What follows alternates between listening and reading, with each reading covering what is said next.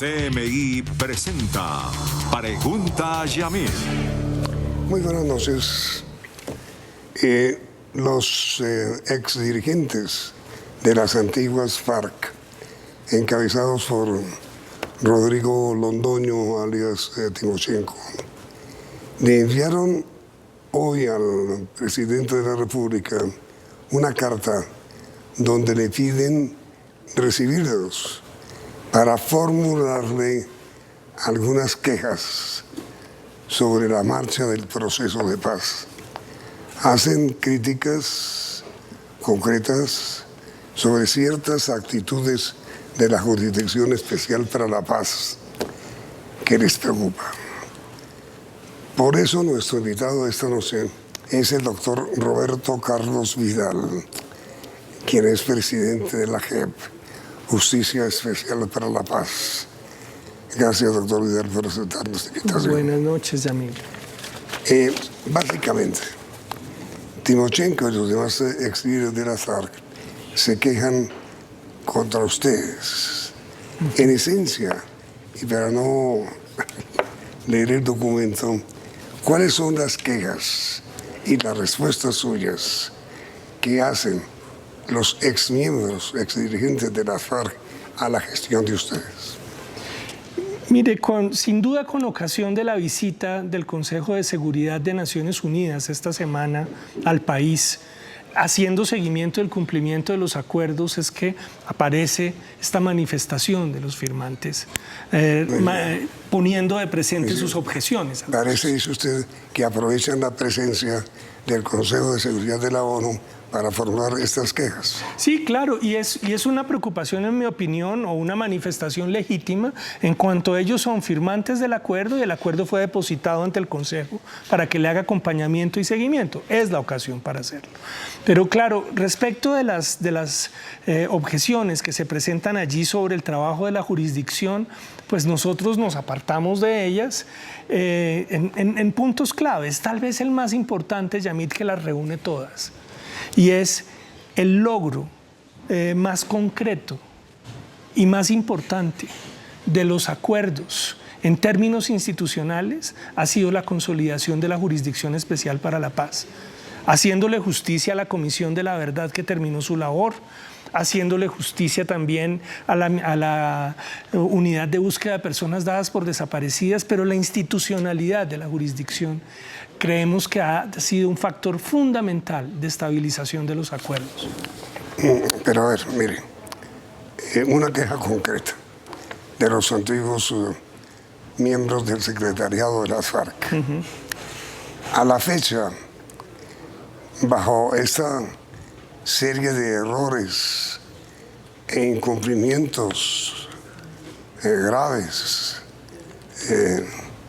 de un total de 4.485 solicitudes de amnistía tramitadas por la JEP, tan solo 688 han sido concedidas y 3.804 han sido negadas. Bien, mire, la amnistía es uno de los pilares del acuerdo de paz. Se trataba de que la mayoría de las personas de la antigua guerrilla de las FARC recibieran ese beneficio, ¿sí? Que es un perdón judicial por los crímenes cometidos y relacionados con el ejercicio político de su levantamiento en armas. Eso cubría la mayoría de, si ustedes quieren, la masa de la gente de FARC. Estamos hablando que recibieron amnistía alrededor de 9.000 personas.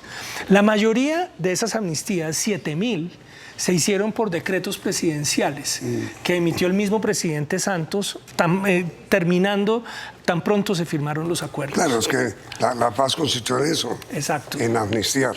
Exacto, pero los líderes de comunes, y en esto quisiera ser leal con ellos, han manifestado desde hace ya tiempo la preocupación que ellos tenían por el destino, sobre todo de esas amnistías, porque no estaban apareciendo en los registros oficiales.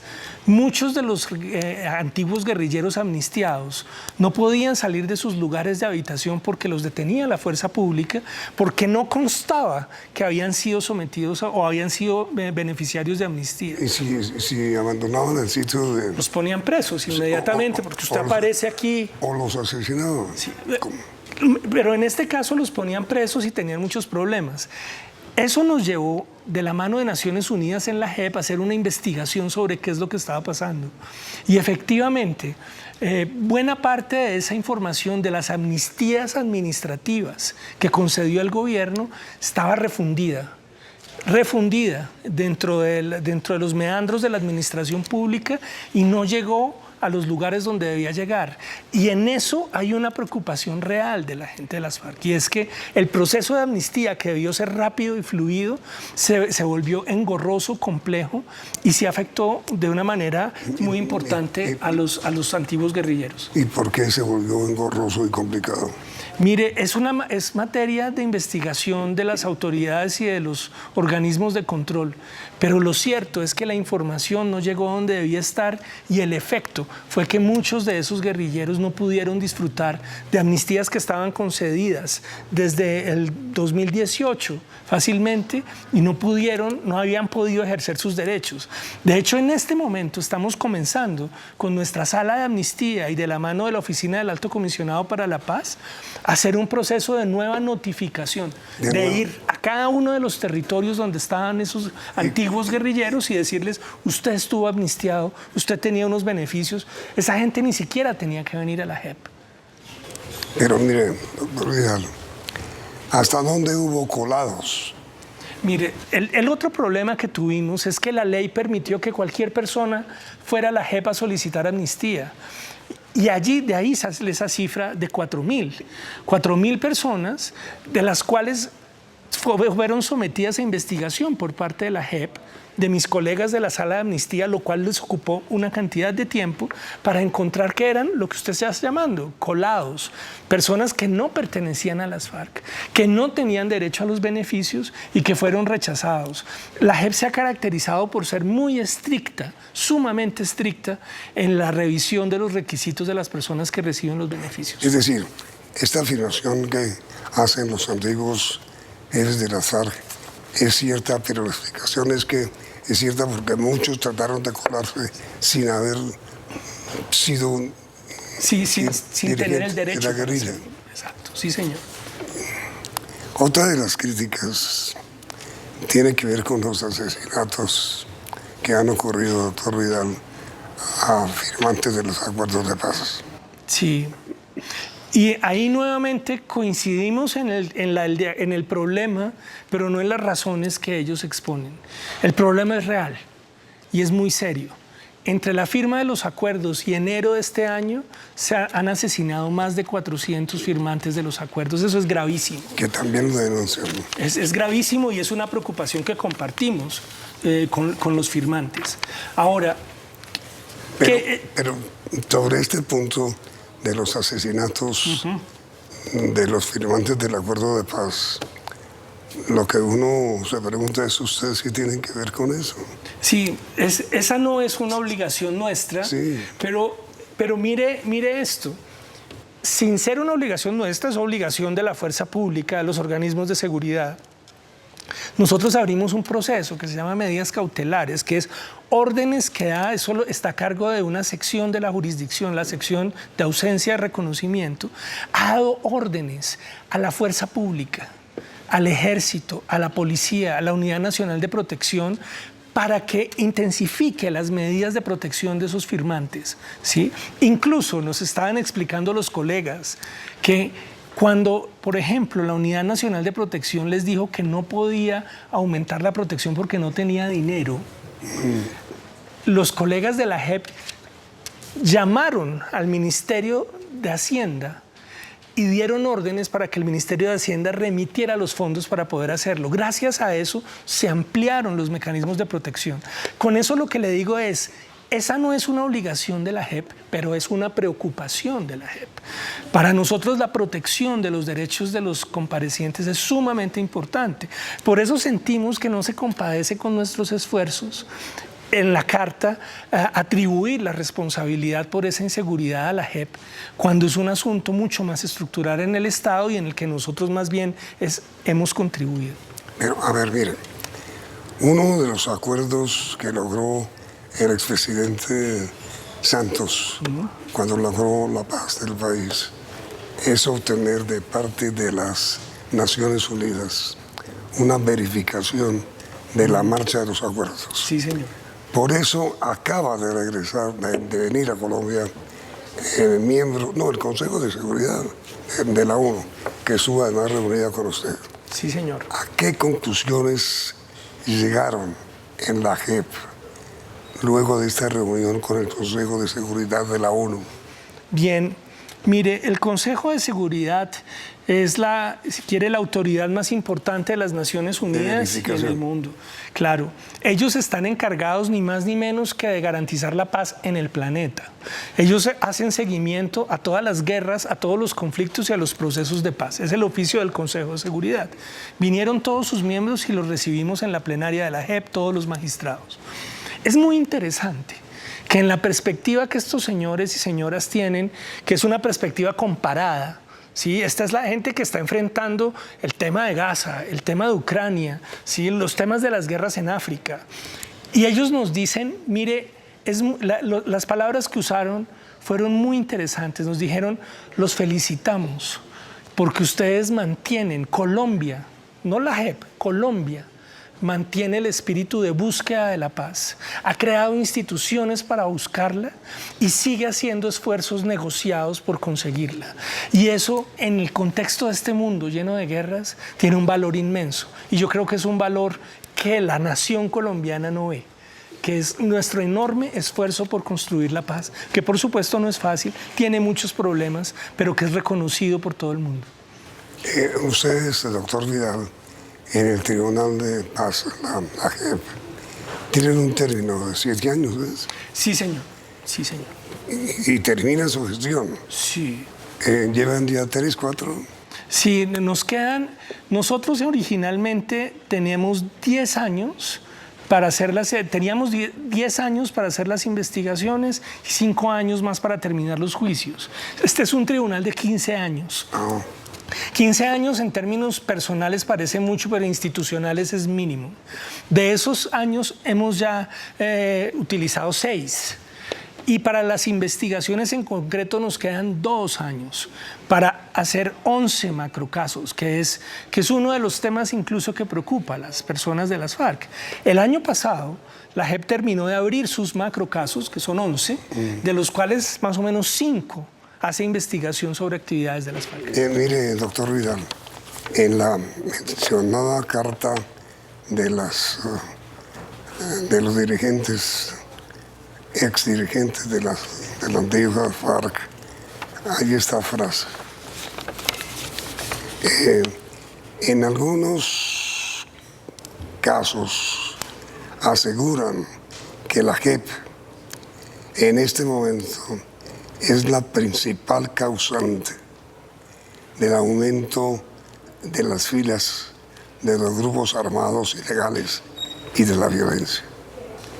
Grave acusación.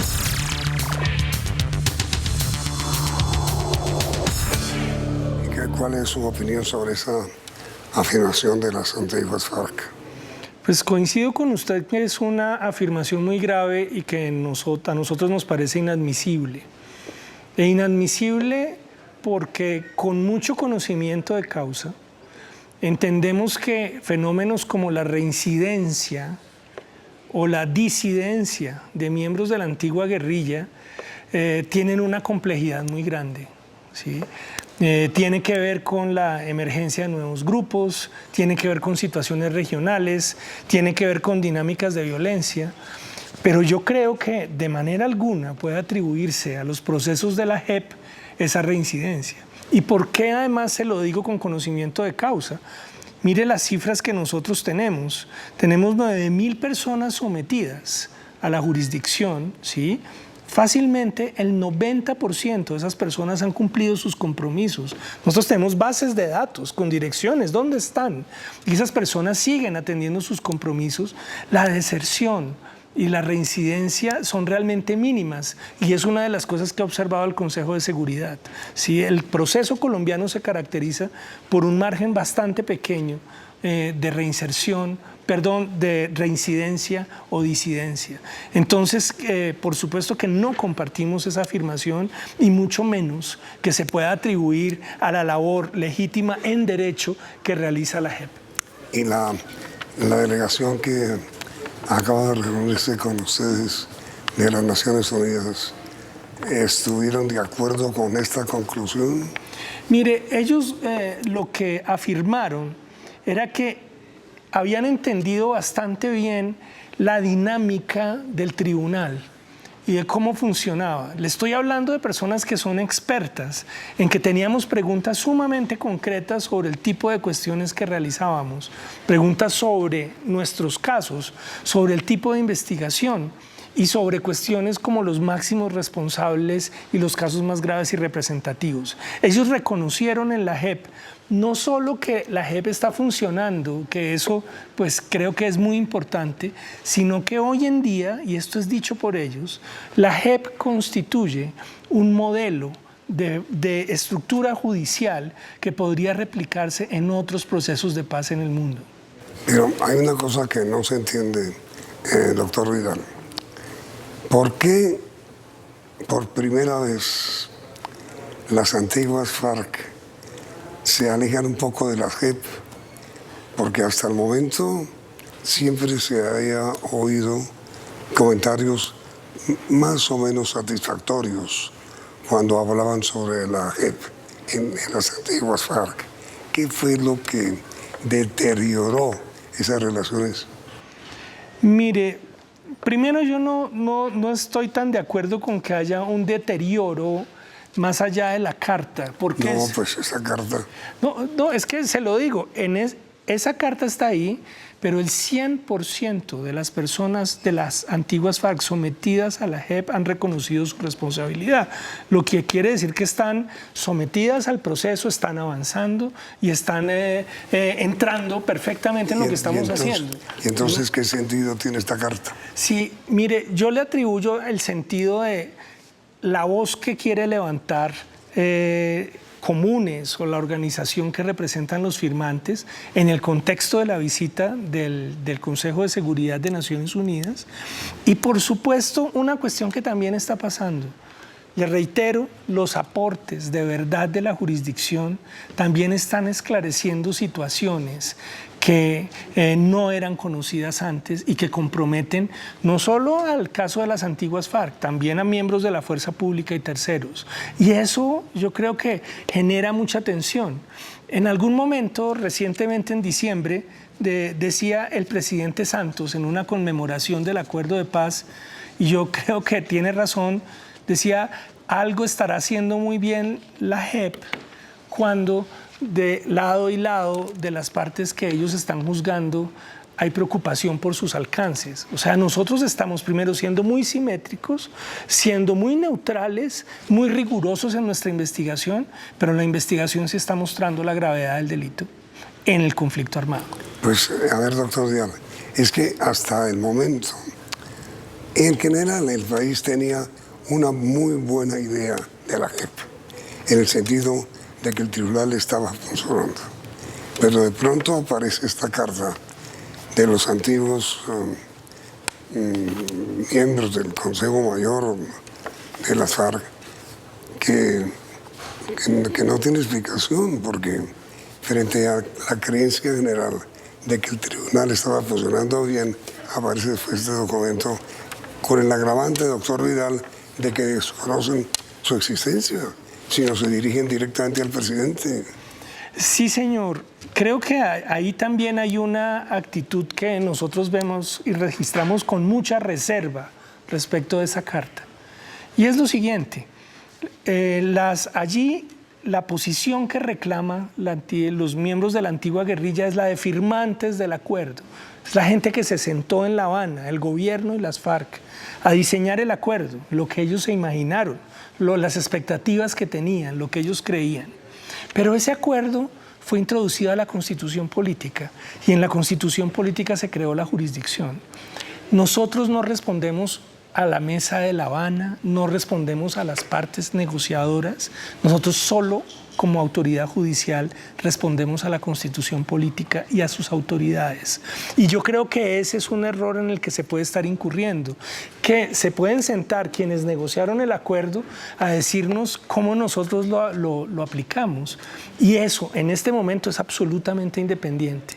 Nosotros somos un organismo judicial independiente que tiene los criterios sometidos a derecho. La Constitución, la ley, la Corte Constitucional, sus sentencias. Esas son las normas a las que nosotros obedecemos y no a la voluntad o a la conversación de quienes estuvieron sentados negociando. Ahora, doctor Vidal, a ustedes les falta muchísimas conclusiones sobre lo que ustedes llaman macrocasos. Sí. ¿Cuántos faltan? Mire, nosotros terminamos nuestro proceso de apertura de macrocasos el año pasado. Son 11. ¿Sí? ¿Van cuántos? De los 11 estamos trabajando en ellos. ¿Sí? De esos 11 hemos empezado a cerrar 4 con investigaciones que se han ido concluyendo. Están divididos en comisiones. Sí, sí. Y entonces vamos avanzando en resultados parciales. Simultáneamente. Exacto, simultáneamente. De esos 11 macrocasos, a lo menos 5 tienen que ver con las FARC. ¿Sí? En esos 5 macrocasos se investigan cuestiones como el secuestro. Ese todavía no ha salido. De ese ya tenemos resultado de investigación y ya está en proceso pero públicos. Sí, hemos tenido el final de la investigación y ya próximamente este año tenemos la primera sentencia sobre eso, sobre secuestro. Hasta ahora sentencias no han dictado, ¿no? No, claro, no tenemos sentencia justamente porque estaban terminando las investigaciones. Pero quisiera insistirle, los casos contra las FARC, secuestro, reclutamiento forzado, violencia de género o violencia sexual. Pero también estudiamos los crímenes contra la UP, pero también la intervención de las FARC en ciertos territorios contra grupos étnicos afros e indígenas. Digamos que hay un grupo de casos que lo que hace es una investigación muy a profundidad no sobre el levantamiento de las FARC, eso no lo investigamos nosotros, es por eso ellos fueron amnistiados. Nosotros investigamos son los graves crímenes que ellos cometieron en su actividad guerrillera. Los graves crímenes que ellos cometieron, los graves crímenes van a ser sancionados. Sí, señor. Es absolutamente sancionados, y este es un tema que ellos proponen, y sancionados no solo como habrían imaginado en La Habana, o era el deseo de las FARC, que se sancionara a los 7 miembros del antiguo secretariado de las FARC y nadie más. No, aquí nosotros hacemos una investigación muy seria sobre quiénes fueron los máximos responsables de esos crímenes, y por supuesto que no son solo esos 7 señores, son muchas personas de las FARC, pero les reitero, a ellos no los estamos juzgando por su levantamiento, por haber sido guerrilleros, por su insurgencia, no, por eso fueron amnistiados, eso se negoció en La Habana. Nosotros los estamos juzgando es que haciendo eso cometieron graves crímenes, lo mismo que pasa con la fuerza pública. Nosotros no juzgamos a un militar por ser militar, él era un funcionario público, lo juzgamos porque haciendo eso cometió graves crímenes internacionales, eso es lo que juzgamos nosotros. Miren, mi pregunta final, doctor Vidal, y se la hago con muchísimo respeto. Un expresidente de Colombia dijo alguna vez a personas cercanas a él que era alguno de sus ministros: miren, cuando tenga un problema grave en su despacho, nombre una comisión. En el caso de ustedes, por eso le digo que la pregunta es con todo respeto. ¿No son ustedes miembros de esa comisión de que hablaba el expresidente que lo mencioné? Pues creo que es muy al lugar lo que está diciendo, porque nosotros justamente no somos una comisión, somos una alta corte, somos un tribunal y un tribunal de delitos internacionales. Esa es una diferencia muy grande. ¿Cuándo van a fallar? Pero inmediatamente, mire, haga usted las cuentas. Nosotros tenemos una inmensa consideración y trabajamos de la mano de la justicia ordinaria, y nuestras herramientas son distintas. Justicia y paz. Sí, pero no solo justicia y paz, le voy a hacer un contraste con esto. En la justicia ordinaria, la labor de la fiscalía investigando el robo de un celular dura en promedio 4 años para que llegue un fallo.